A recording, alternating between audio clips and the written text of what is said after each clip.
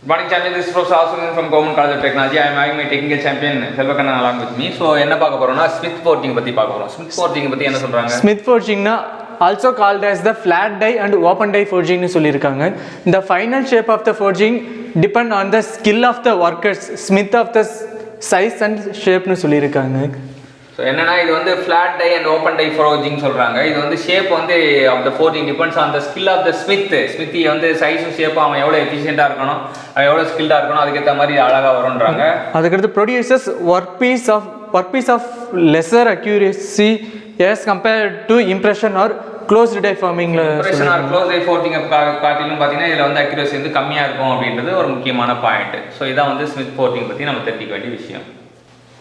Lubricant for forging பற்றி பார்க்க போகிறோம். என்ன சொல்கிறாங்க லூப்ரிகன்ட்? நமக்கு லூப்ரிகன்ட்ஸ் ஃபோர்ஜிங் எதெல்லாம் யூஸ் ஆகுதுன்னா lubricants influences friction, wear, deforming forces and flow of the metal in die cavities.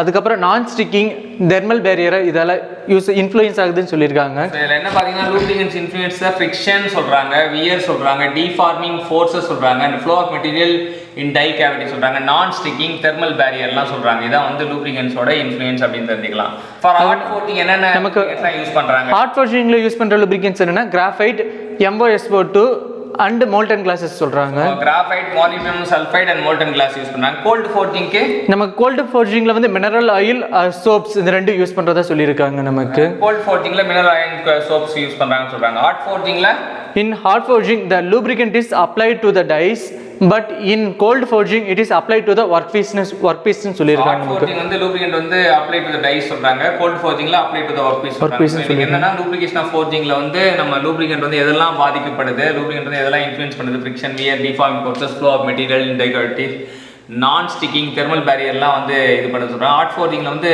Graphite, molybdenum sulphide, molten glass வந்து நம்ம lubricant யூஸ் பண்ணலாம். கோல்ட் ஃபோர்ஜிங்ல மினரல் ஆயில், சோப்ஸ் யூஸ் பண்ணலாம். ஹாட் ஃபோர்ஜிங் வந்து lubricant வந்து die மேல apply பண்ணனும், cold ஃபோர்ஜிங்ல லூப்ரிகன்ட் வந்து ஒர்க் பீஸ் மேல அப்ளை பண்ணனும் சொல்லிட்டு கத்து கொடுத்த செல்வகண்ணனுக்கு நன்றி சொல்லி. நன்றி சொல்லுங்க.